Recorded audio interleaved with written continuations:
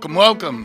Hello, welcome to The Play That Changed My Life. I'm Patrick White, brought to you by Harbinger Theatre and OSM Studios. This is a supersized edition of The Play That Changed My Life. I have three guests here getting the new year underway. To my left here is Michael Maricondi. He is the general manager of the Glove Theatre, and Scala over here, who is a very fine actor, was in Mrs. Packard with Harbinger and is currently appearing in Picasso at the Lapin Agile. Lapin Agile. Thank you for the French. By Steve Martin. And that's being produced by Classic Theatre Guild. And over here is Michael A. Lake. That's right. Who is directing The Mountaintop by Katori Hall. Katori Hall, yeah. With Black Theater Troupe of upstate New York on the main stage of the Rep. Yeah, Capitol Repertory Theater. So welcome. Good morning, gentlemen. Thanks for coming. Good morning. I'm neither of those things. What? Gentle nor a man. I'm a they of the people. Very good. Welcome, they people. That just rolls off the tongue. Thank you. So the year is underway. It's a big weekend in the Capital Region. We were just talking beforehand about the number of opportunities in the Capital Region. And I thought, I'd kick it off with that. There are 7, 8 shows this weekend. The Capital Region is roughly about 1 million strong, so we should be able to support 8 shows. Yeah, no biggie. But what are your feelings on the number of companies, and is there an audience to support everything that's going on? Oh, you're just going to... You start with an easy one. Why not? It gets easier. It does. I can kick us off. I'm very happy to see that the arts are, so widely embraced here, especially theater. And I think it's great that there's a bunch of different options for a bunch of different levels, a bunch of different, opportunities for performers, theater makers to get out and do the work. And I think it's fantastic. I do think we could stand to get together a little more, get a little community calendar going. But, sometimes, especially as a performer, a director, you want to get to these things. And, it's difficult because there's so many, and you have to kind of start to play throwing the dart at the board, to try to get to everything. So it is tricky. Yep. Indeed. I would agree. I think the more the merrier. I think there's a lot of talent in the region. I think that we have so many forums for people to express their creativity and develop their talent cannot be a bad thing. But yeah, there's a scheduling thing. I mean, within a few miles of here where we're recording this episode, there are going to be 3 shows going on this weekend. There's mine that opened last night. There's Spring Awakening that's right down the block at Slock, and then there's The Father that's over in the Stockade that I'm gonna go and see tonight. Thank God we're performing in a Jewish temple, so Fridays we have off, so I can go and see the other shows that are in the area. But I know that the people who are in The Father were going to try and come see one of our dress rehearsals, but it snowed that night, and so they're not going to get an opportunity to see our show, which is unfortunate. But yeah. Yeah. Michael, you're up in Gloversville. Gloversville, yep. Yeah, you don't quite have that problem, but... No, we have a different problem, keeping it accessible. We come from an area that's kind of clawing itself out of a long kind of economic slumber, let's say. So keeping it affordable and also getting people interested in things that are not necessarily mainstream culture, films, music, bars. So there's enough people in this area to support theater. It's just, do they know about it? Are they interested in it? And can they afford it? Also, can they get to it? I know many people in the Gloversville area that would love to come to Proctor's, but that don't have a car, and they cut our bus service. So it's super, super difficult to get from where we are in Fulton County. in the Mohawk Valley to get up here to see quality art that Cut you guys are your putting on. bus. Right? Yeah, they cut our bus. Thanks. Please bring it back. It's funny. I see so much improvement. Like over the last 10 years, it seems like they're constantly redesigning the buses. Well, you can get between the three hubs, no problem. And like their new buses, there are these tandem buses. I don't know what they're called. The two buses. Oh, sure, connected, yeah. And you see like no one on them, but weird. that's terrible. I'm sorry about that. I've always wanted. I always thought there should be a bus service among the retirement communities, that could serve the theaters. Like there should be like a loop, Well, historically, they're the lifeblood of what we're doing here. right? And I know the audience is there, but yeah. You said something which is interesting about attracting audiences, and as far as titles or accessibility, in that I think people on play reading committees will say we need we need a show that prints money. We need the title that everyone's going to respond to. Do you think that's still applicable? This is like a rhetorical question. Like Steel Magnolias. Does that register with consciousness in the general public? I mean, I'm just asking.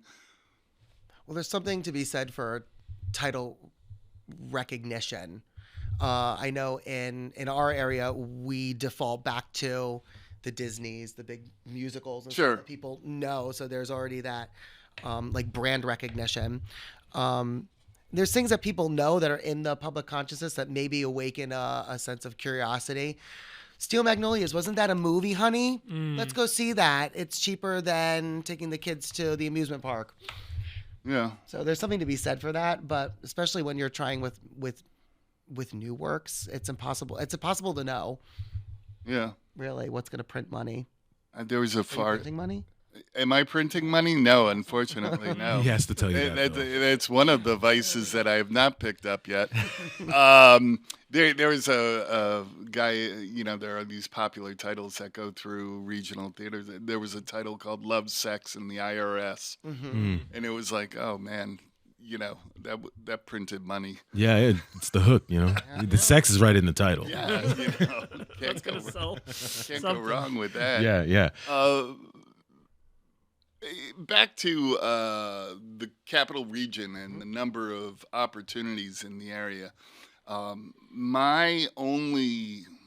of my concerns with it, I think anyone should start a theater company. Whatever it is you want to produce, if you have the wherewithal and, you gather your friends, drum up business, you'll, at the very least, you're going to learn something,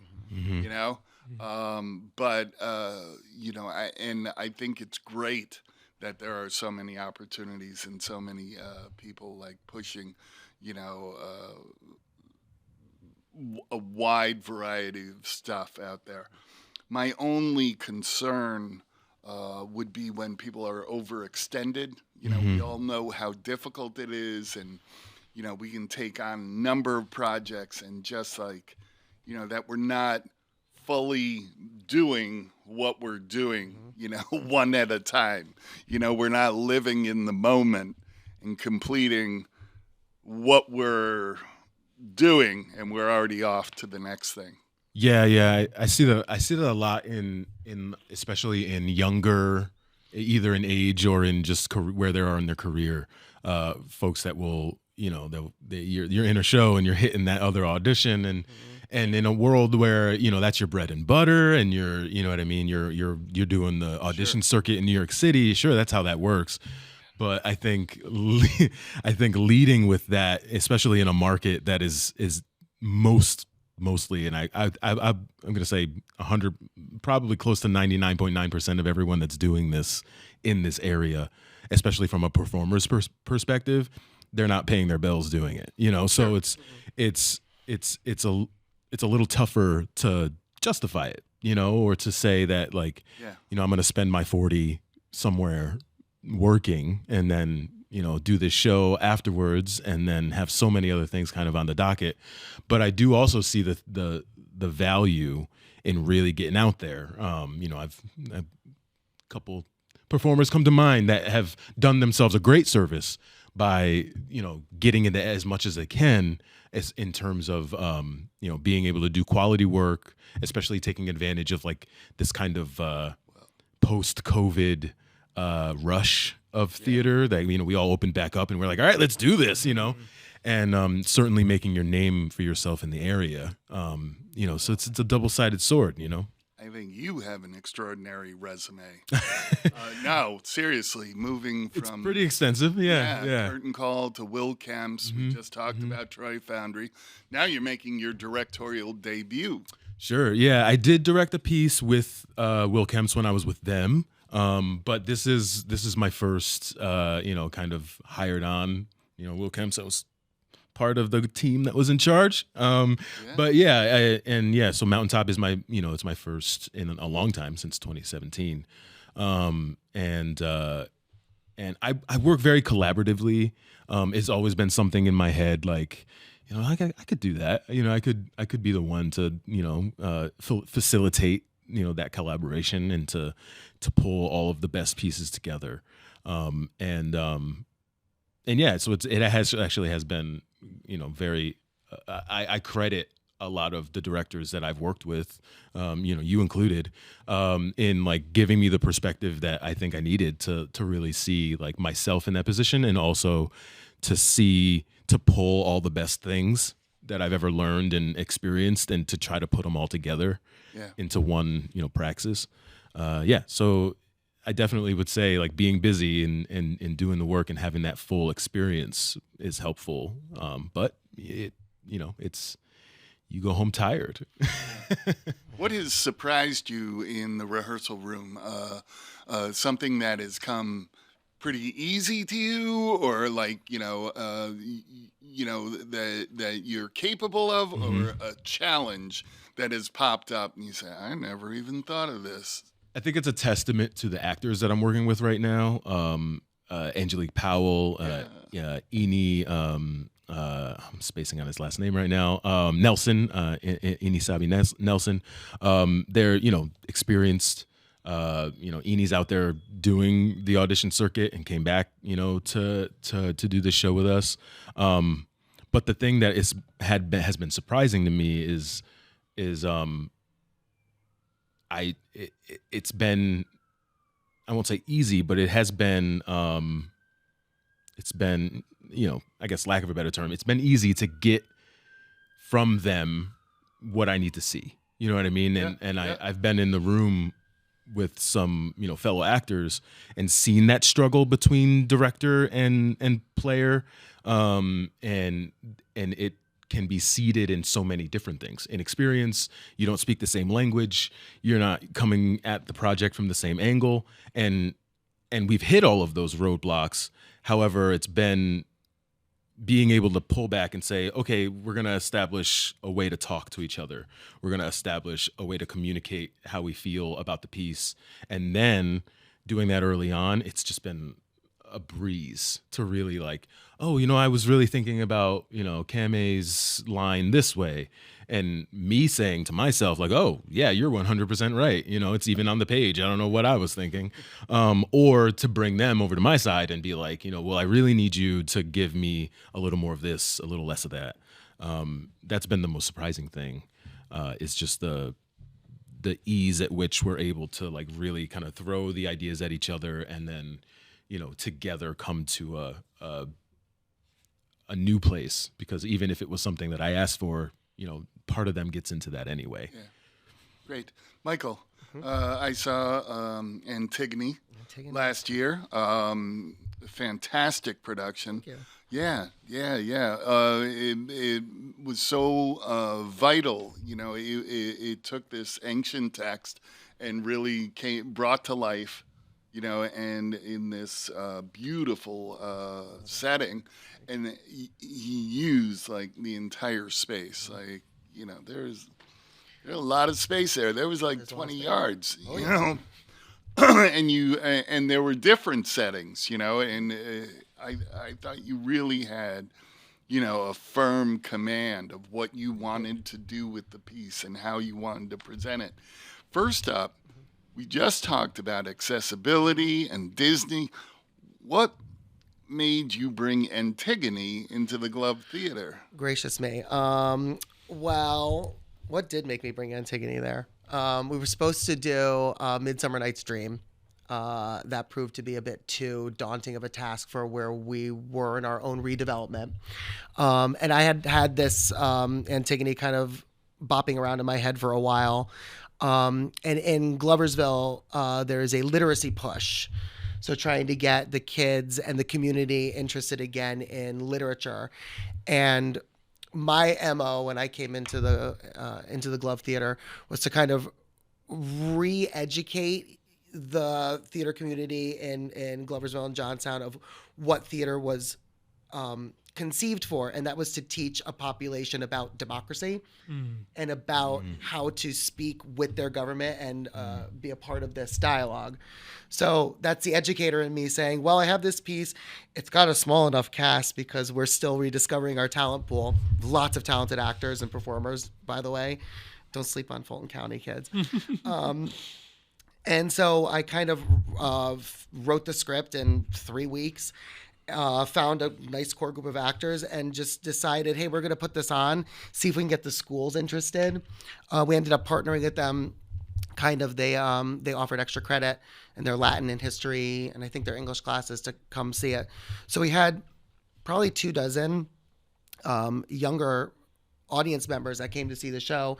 It was their first time seeing not only Greek theater, Greek style theater, but also adult theater. They hadn't seen adult theater in a long, long time in our area, which is not to say that the Drowsy Chaperones, the Beauty and the Beasts aren't important. That gets us excited about theater, but seeing something that is adult and has complex emotions and a plot that you kind of as the audience member decide for yourself who was right, who was wrong, where the morality lies, awakened a lot of them, and they started talking to their peers about, hey, they're starting to do really weird stuff at the Glove. We should all probably go and see that. So yeah, I picked it basically first out of necessity, and then out of kind of this desire to inspire the community to think beyond the kind of safe theater that they'd fallen into. Again, it's awesome. We love that, but we have to expand our horizons. Sure. Yeah. I love that. I hope they come back. I get my haircut. Of course. But my barber, he's, you make a conversation, and he's always asking, I'm always going to a play. He's like, what are you doing this week? I'm going to a play. And now I come in, and he goes, hey, did you see what play are you going to? And he goes, I've never been to a play.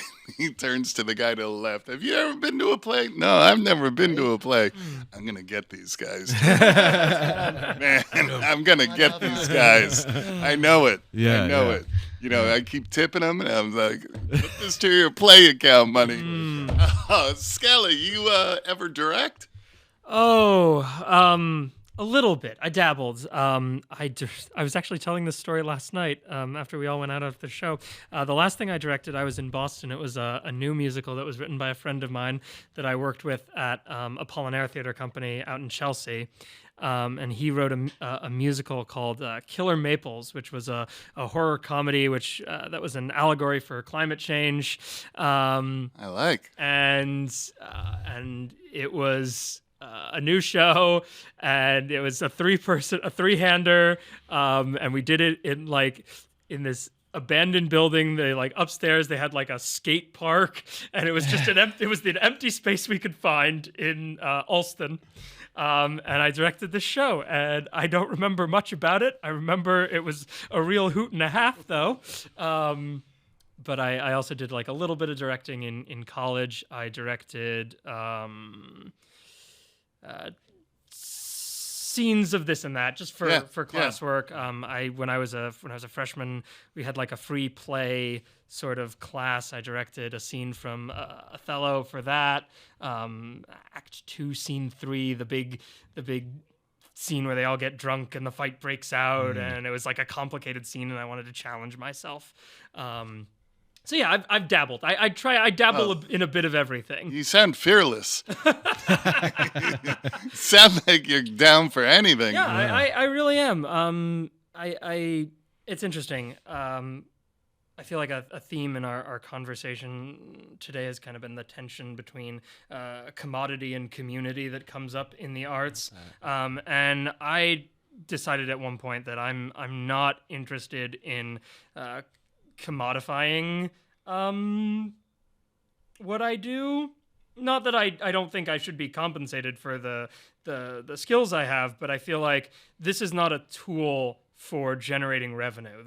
What we have is a tool for generating conversations and connections between people, and I want to focus on that. And however my skills can be used to facilitate that sort of thing, that is the goal for me. And I'm just out there, and I'll do whatever serves that goal of building a community. Well, that sounds awesome. Yeah, I think I'm doing that unconsciously, or you know. No, you certainly are. You're like the biggest cheerleader of the local theater scene that I can think of, and it seems deliberate to me. Yeah. No, yeah, I find that very admirable. I don't know what else to say about that. Yeah. Well, thanks. No, it's my pleasure. It really just comes out of, I created this podcast just because, I wanted more theater in my life. There just wasn't enough. And also, you run up to, my barber or, people who just, don't live in the world of theater, and I can listen to the news, and and you're just like, I really don't connect with that.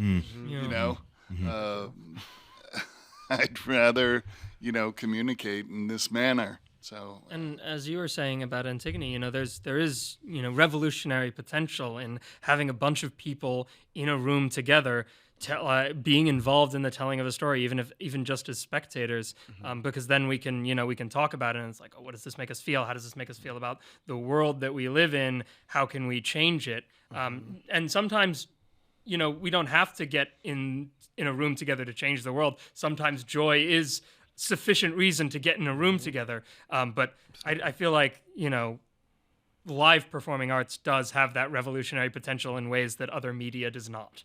Yeah, for both the participants and the audiences. Yeah.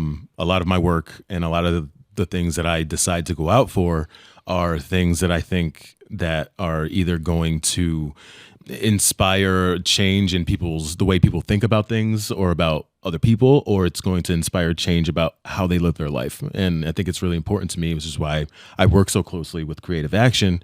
And my resume is kind of heavy. It's because I feel like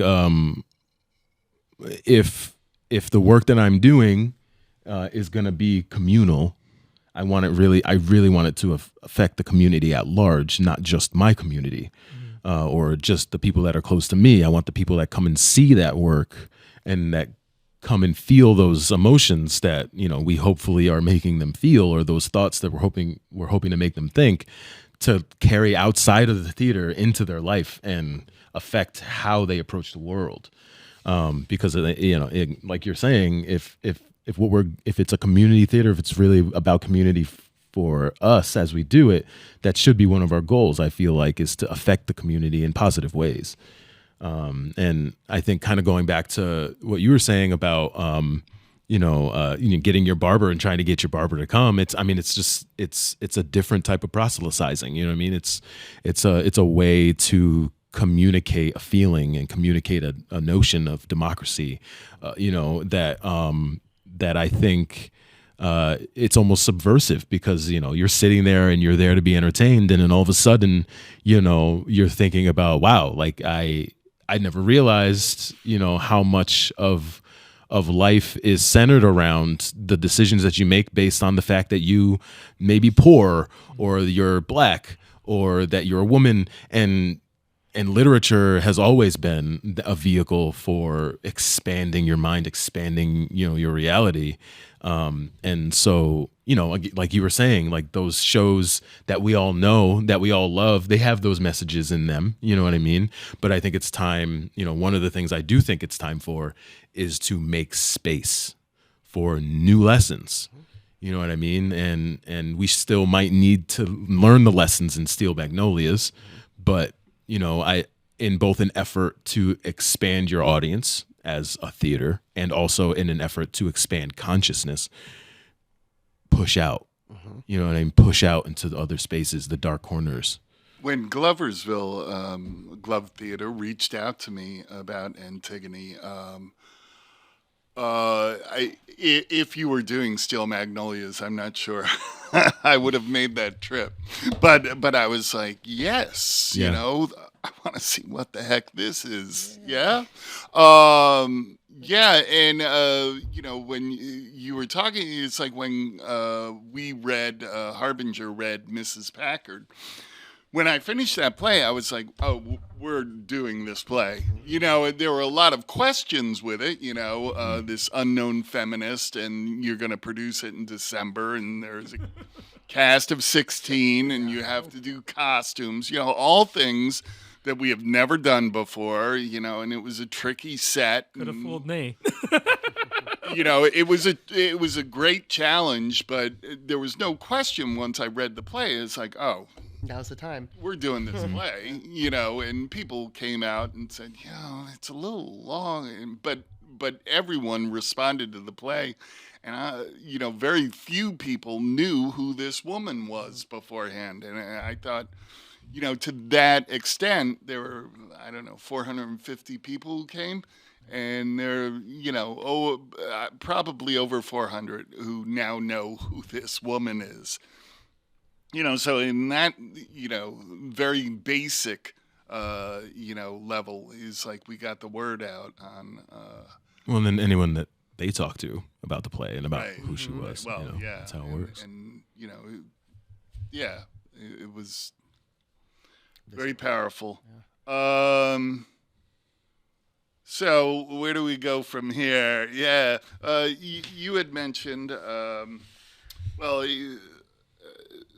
far as our choices in why we're doing what we do, and you had mentioned that you had spent time in the city, and how long were you there? I was in the city off and on for 10 years. I was in Paris for 7. So 2 different types of theater hell. Hell. I'm sure it wasn't all hell. Brazier, let's call it. Yeah. Yeah. And now you're making theater in Gloversville, and how does that compare? It's inestimably better. When I was in New York City, you had to scream to get heard a little. When I was in Paris, everything was very safe or very preachy. It's interesting because in Europe, in France especially, theater is a visual art form before it's a literary art form. Yeah. So it was either we're going full ham into the spectacle, or we're going full ham into this is actually not meant to be performed. It's a play, but it's meant for you to be read, like the Apologies, for example. So in Paris, it was one of the other two, and in New York City, it was you're screaming to get your tiny little show that you believe in, a little show that could, to be heard or seen by one person. Up here, people are hungry, and there's so much talent. There's so much talent up here. It's insane. And they're hungry for a stage that will let them not only show their talents, but expand their talents and try something new. It's hard in New York City because the rent's so high. Yep. It's hard to try anything really new without like immense fiscal backing. Same in Paris, all the theater companies, even the big touring productions, those are all independent companies. So it's really tough to try something new. If it bombs, you're done. So up here you could try things that are new, And there's almost like, I can't speak for Schenectady or the capital region, but it's almost like there's a vacuum that people are waiting to fill with new stuff. They've had a bit of the training, they've gotten a taste of what art is, and now they're like, oh, we do have this huge historic stage right near us. We could try things. So I don't know. For me, it's better. Also, I feel like the art that I make and participate in up here has an actual effect on the community. Yeah. So just being another one of those shows in the TDF manual that, what's that thing? I don't know. There's no information about it. I'm just going to go see Hamilton again. Yeah. And you spent time in Boston. Was that school, or was that pursuing a career, or? I don't know. The school, I know I was doing school for school, and then I kind of just stuck around because I had become accustomed to being there, and it's to me, Boston is the perfect city. It is populous enough that there's always something to do, but diffuse enough that you don't feel crowded. And I was doing a bit of theater work, doing some stage managing and a bit of acting. I did I did some wild things. I did an adaptation of Jason and the Argonauts that played in like the basement of a bar. I like it. That I was a stage manager for, and we had to set up and take down the light trees every night. Nice. And I did like bits and bobs. And then I kind of stopped when I like had to focus on paying my rent. And when my father got leukemia, and I I stepped away from the arts. And then when the plague happens, I got laid off of my job at the airport. I moved back home where I didn't have to worry about paying rent, and having not the need to worry about paying rent, I've been dipping my toe back in the arts again. So that's my winding journey, I suppose. All right. Well, it's a pleasure to meet you and have you contributing to the Capital Region theater scene. And Michael, you went to school here. I did. You've been here. I've been here. I moved away for a very brief time, about 2 years almost. I lived in Virginia. I did not MFA in Virginia, but I was very much involved in that program. You know, they need actors for things. They need people to come in and read and things like that. I've always been more of a performer than I have been a scholar. And as a matter of fact, when I went back to school, I didn't even go back for the acting. I went and did graphic design. So yeah, I've stayed pretty close to home besides my short trip to Virginia. And mostly it's, because, this area in general, until Black Theater Troupe kind of started, opportunities for Black actors weren't very much. And when they were pretty stereotypical. So it was kind of, and I was kind of good at what I was doing. So it was easy for me to just get hired, and go to an audition and there's only two of us, So, and I also have always been more of a do it for myself type of person. I very early on decided that the audition scene was just not for me in terms of like the professional world of like, taking the train to the city, sitting in a waiting room for 3 hours to get 5 lines of dialogue out before they're like, all right, thanks. You know what I mean? And it was, I did it a few times in a few different places, Philly, and it was just like, 1, couldn't afford to keep doing it. And, 2, it was just why I'm doing work. I'm doing good work, upstate. So the past, maybe almost 10 years of my life, I've been really dedicating myself to this idea, getting in a lot of Facebook arguments with folks that think you should just do it for the art, that no, we have the talent pool and we have the creativity, and people should be able to make a living up here doing this. We should be working to cultivate a professional theater scene that rivals some of these other places that are destination places for theater, if only because, like you were saying, like it's about accessibility, and it's about like, if you really want more actors that are from disadvantaged backgrounds, is cultivating them in your colleges and in your high schools, and then sending them to languish in New York City or LA. That's not going to get it, because those are the traditional spaces. Those are the spaces that want to do the big bombastic musical that has 50 cast members that are all serving tables while they, work for pennies, doing the art that they like, and they're not doing anything that they're passionate about. And in my experience, if you're not passionate about the art that you're making, it's not going to be great art, And so I really do think it's worth the conversation. It's worth these deeper conversations about, like, are we oversaturated, or are we doing ourselves a disservice by, just looking at the list of the plays there? I don't know what that show is, but I know what that show is, so I'll go see that, because I think, a lot of the Troy Foundries, the Harbingers, the Creative Actions, the Will Kemps, and these are all places that I'm naming that are either doing challenging work or that are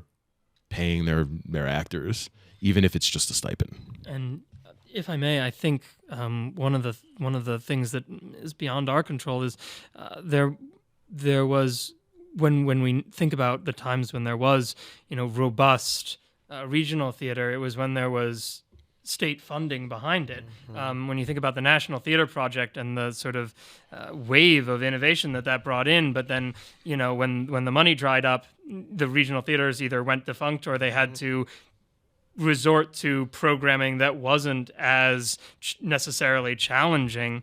And even here we had up until my last year in high school, when I was one of the last intern classes, we had the New York State Theater Institute, 2010, 2011. That was just a great resource, arts education like institution. And I think part of the reason that we have so much talent around here, I know a lot of people went through the Theater Institute, were touched by it. I could name a ton of people, and not right now, but you yourself, we had a conversation about it. I am. And it would be good to have, sort of the backing of the state behind, all the creativity that is happening. And, I don't know how we galvanize toward that, but I don't think we should abandon the idea that, we are providing a public service to a certain extent. And it should be funded like any other public service. Yeah. Well, I do have an organizational meeting, an interest meeting, to create a Capital Region Theater Festival. And one of the goals would be to show, if only to ourselves, how immense, strong, powerful we are. And, we all know that there are a number of opportunities, but it's something else to see the 6 colleges, 40 school districts, 10 children's organizations, beyond the, 50 community theaters, and, and to show others, I'd love to have, a survey commissioned as far as how many people the theater touches, and where, like, we have 6 shows this weekend. How many people are attending? How much money are they spending in the community? And how many people, are these shows eventually going to touch? And how many members of the community are going to be touched financially by these, 8 shows that none of the performers are being paid for this weekend. Yeah. Yeah. And how much money is being generated by these volunteer artists, Interesting. Like Michael, I'm doing the work of my life up here. I spent 13 years in the city. I went to the American Academy of Dramatic Arts, and then was down there for another 10 years. And I was just talking to my nephew. He's a freshman at Purchase, and he is studying opera performance. But I was telling him about my rent, and I was telling him about how much I made, what jobs, what was my hustle, and how much I was working. And I was working a lot off Broadway, no pay, trying to get an agent. I never had an agent, 10 years there. I was always working. I did, like 30 soap operas, standing in the background of Landview Manor.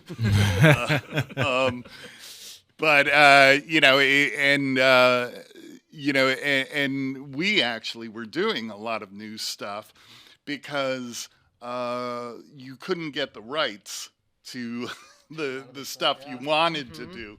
So your friend would write a play, and you would do, your friend's work. So it was new stuff. I mean, and, I wasn't always, I got to work on a lot of really great plays up here that, you think about it, if I had stayed in New York, I never would have touched, The Night Alive and,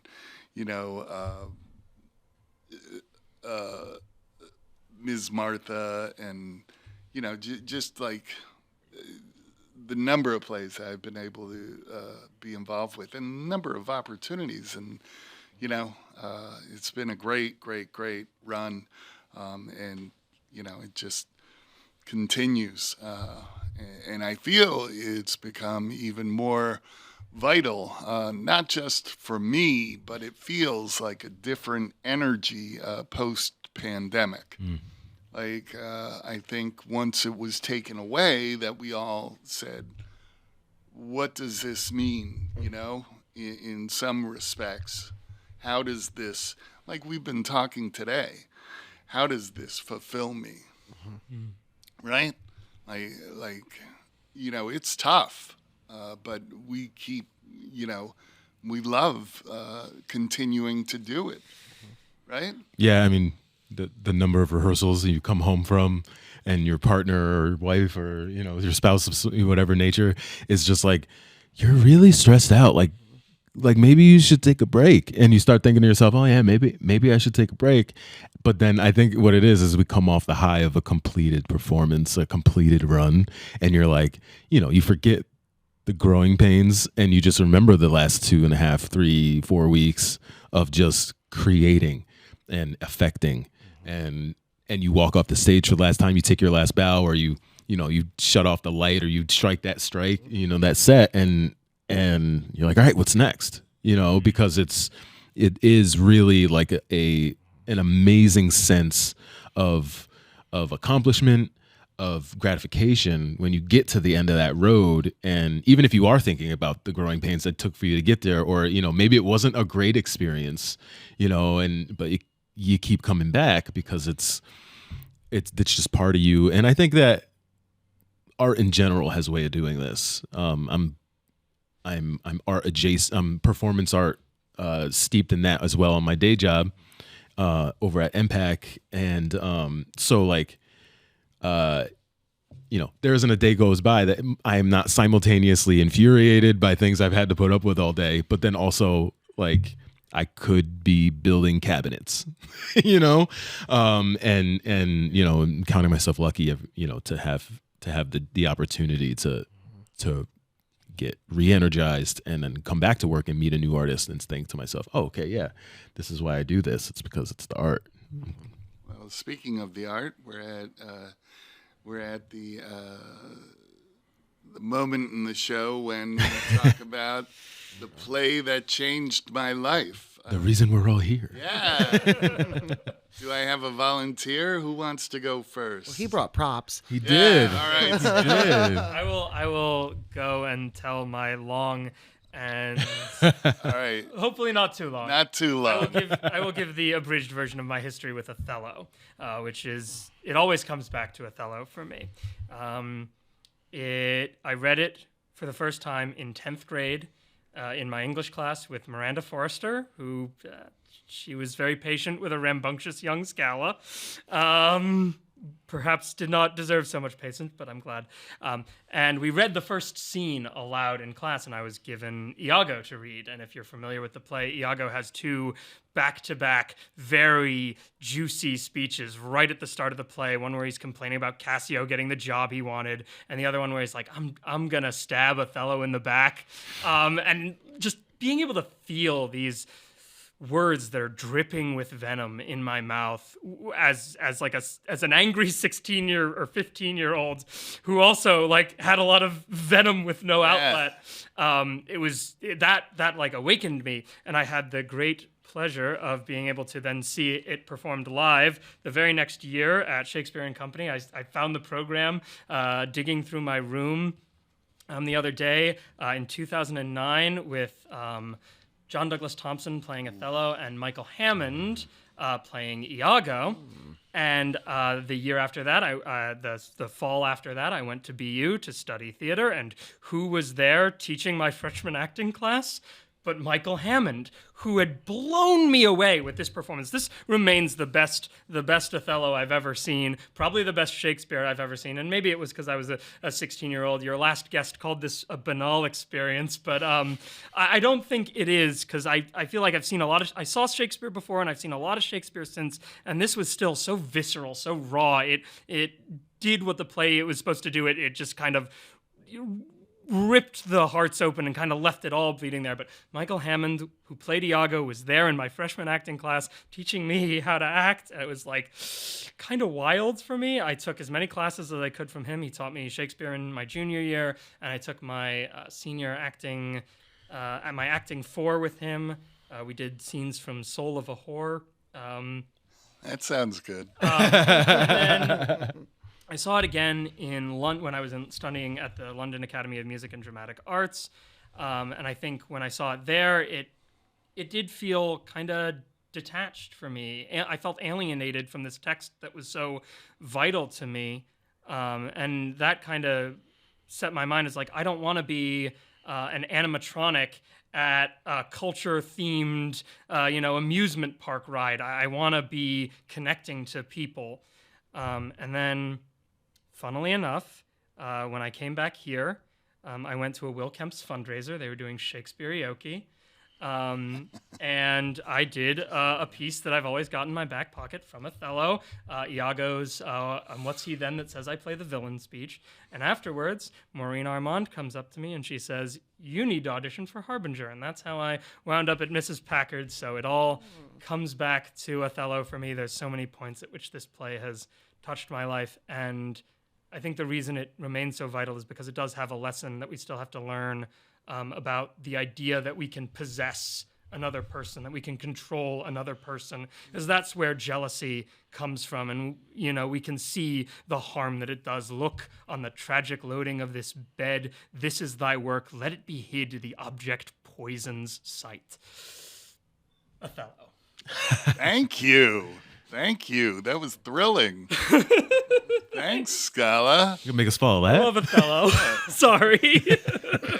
And next up, I saw Michael A. Lake's Othello. Yeah. That was It wasn't the play that changed my life, but it was the play that forced me to re-examine the levels that and the complexity that come with playing an angry character. Or a character that exhibits a lot of anger, at least in the play that they're in.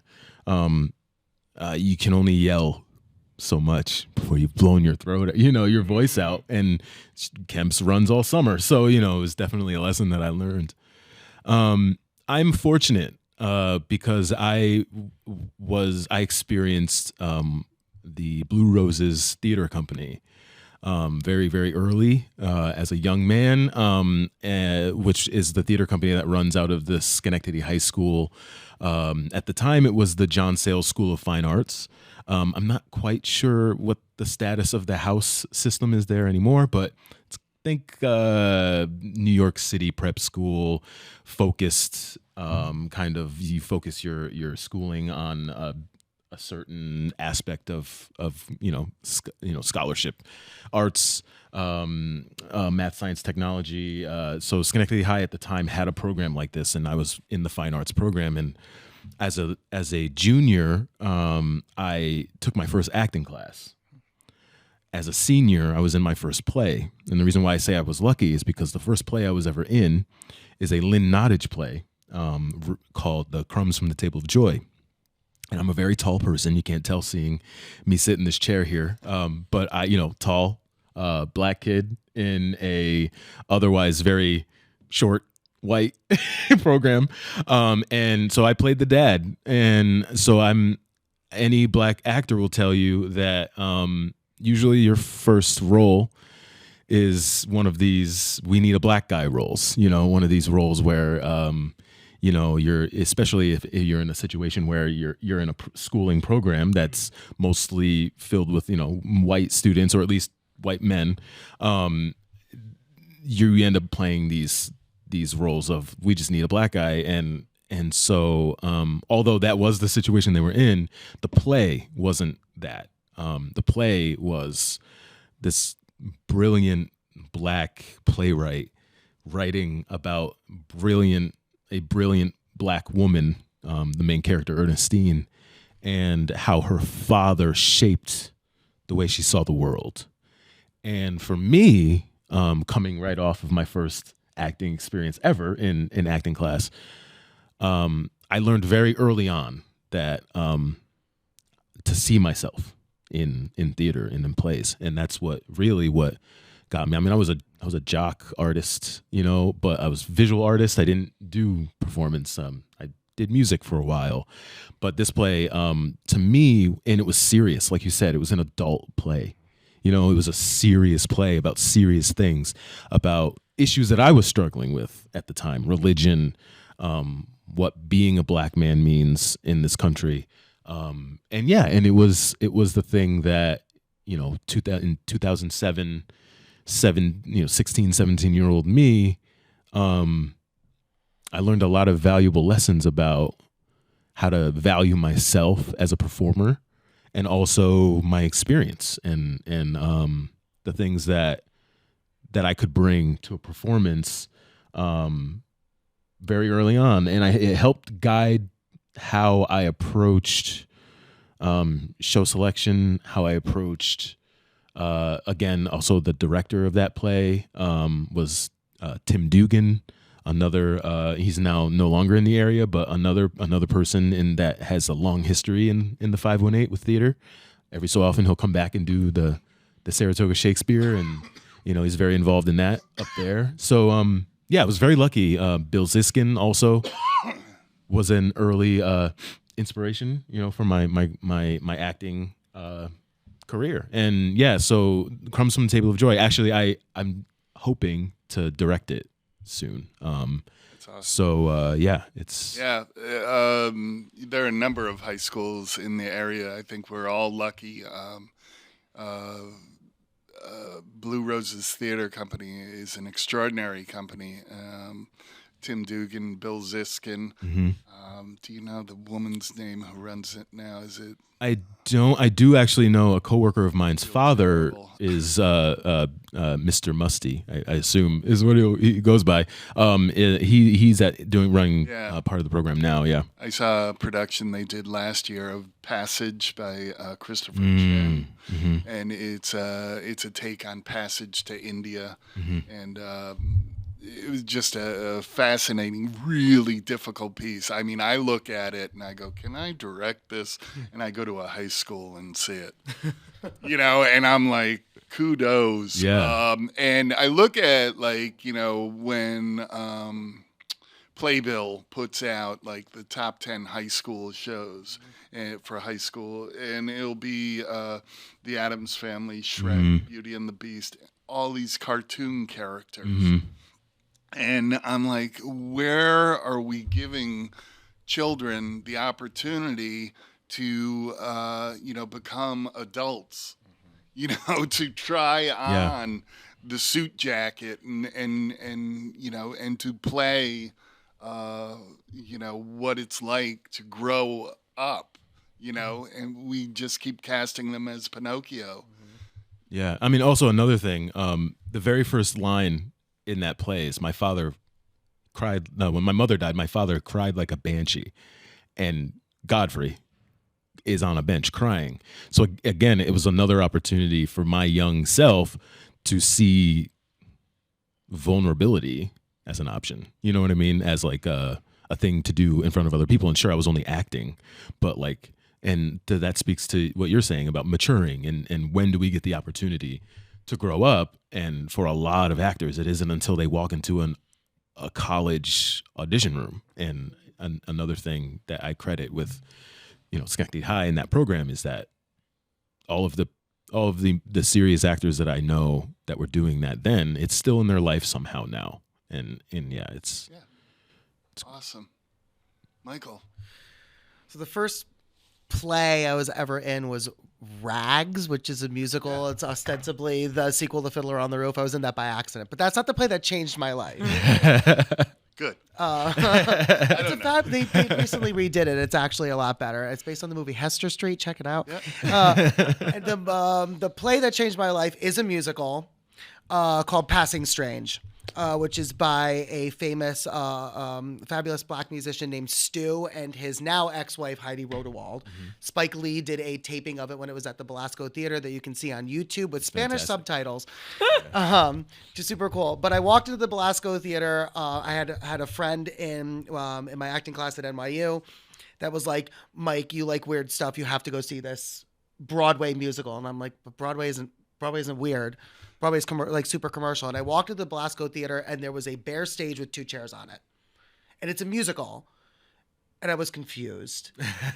And I sat, and then the 4-piece band rose from the base of this stage, and these 7 black actors took me on a journey, an everyman journey through experiencing music as kind of a pedantic way to celebrate one's religion, to an actual religious experience, to a way of life, to a way to actually meditate on one's life. And they did this with 7 actors, 4 chairs, and a light wall that only appears at the end of Act 1 and then kind of stays and does weird stuff. Having grown up in New Haven, I went to Cooperative Arts and Humanities High School. It was a magnet school. Now they have a beautiful multi-million-dollar facility, but I'm not jealous about that or anything. We had the 6 cubes and the 2 potted plants, so I came from having to build theater with really nothing. And when I saw that it was possible to tell a humongous story to 1,000 people in the theater using nothing but chairs and a little bit of light trickery and a small cast, my tiny mind was blown. And I'd also never, the story kind of echoed a lot of what was happening in my own life, but I had never seen it from a perspective other than that of Italian American. So it's interesting. It blew my mind in a lot of different ways, and so much that the staging of it, I drew a lot of Passing Strange when I did Antigone. It's like, how would they have done this? What would they have done? They would have had the cubes here, and this would have been that, and the audience would have understood, because I never was lost in that musical, though it goes from Los Angeles to Amsterdam to Berlin to kind of in between area. I'd never seen anything like that. I still have never seen anything like that again on a stage, especially on a highly commercial stage. The closest I think I ever saw after that was when I saw The Color Purple revival. Yep. With Cynthia Erivo, and I shook for an hour and a half after that. They were like, "Sir, you have to leave the theater now," and I'm like, "I know, I've seen it all day." But Passing Strange, man, and I tell people who are into musical theater about it. They're like, "Never heard of that. Is that a new work? Was that at the Fringe Festival?" No, it's actually a really important work, and I think it toured up here. I'm not entirely sure. I wasn't here yet. Yeah, I don't know. I caught it in Boston. last year, a couple of years ago. Yeah, it's an incredible piece, and I love what you said about scenery, because the shows that come across with two chairs. It's like And you get it. yeah, that's powerful stuff. I'm not going to know where to attribute this quote to, but there's a quote that I learned in college that you can put a sign on stage that says Poland, and the audience understands that you're in Poland. And the professor that taught me that one was Sandra Boynton, but I'm sure she got it from someone. Yeah, well, but yeah, it's truth. It's true. yeah. Great. This has been a fantastic conversation. Thank you all. Let's real quickly go around and promote what we're doing. What are we working on? You have a cabaret coming up? Yes, we have a new tribute cabaret called Love, American Style, but has nothing to do with the 70s TV show. Too bad. I know, right? I love that. It's all love songs, a little bit of witty banter. We're trying something new.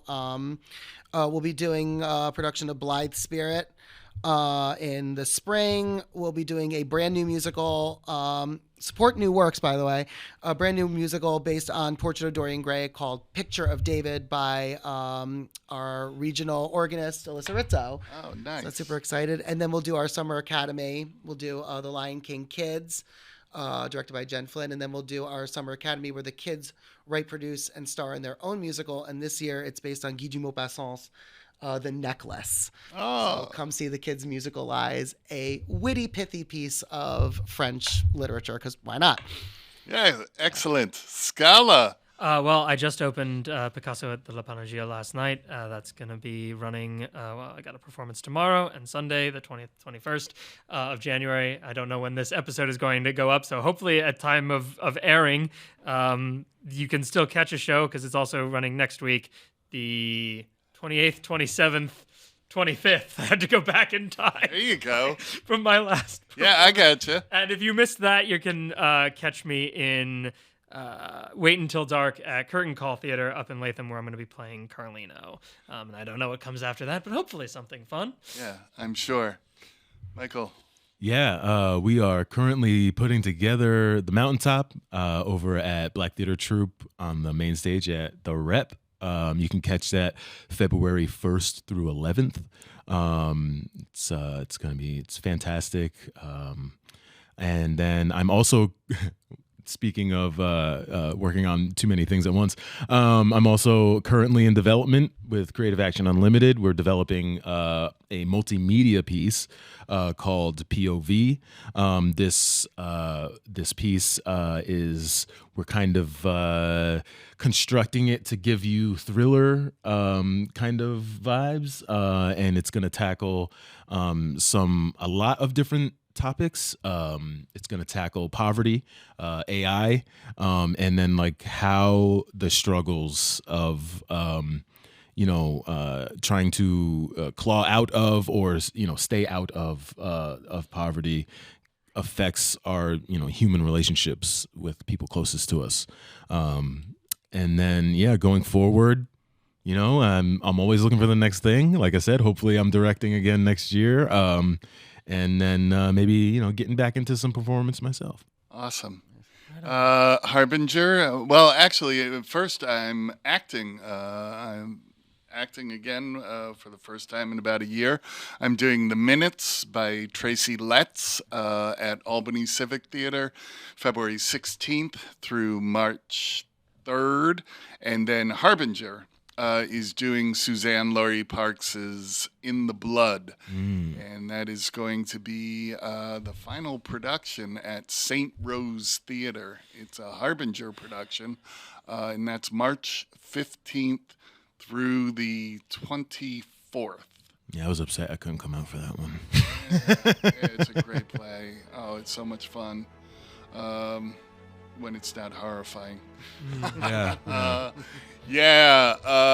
Thank you very much for catching another episode of The Play That Changed My Life. Stay warm. I'll see you in a theater soon. Thank you.